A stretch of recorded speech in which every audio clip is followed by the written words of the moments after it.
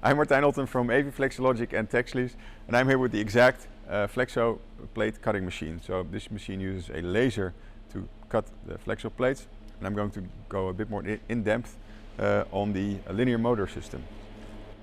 So the linear motor system is moving the laser in X and Y direction.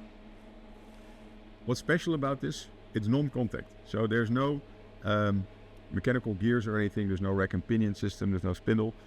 It's actually using a actuator on a magnet track. It can actually move very quickly, very precisely with zero backlash. There's no mechanical transmission or anything like that. And the position is being controlled by a linear encoder.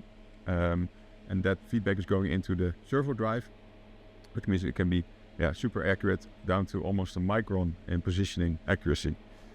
So we've used this system for both the X and the Y direction, resulting in a very, very accurate and precise cut. Also using it for engraving, of course, makes it a very smooth transition, so there's no, let's say, deviations in the pattern, and you can make very nice readables.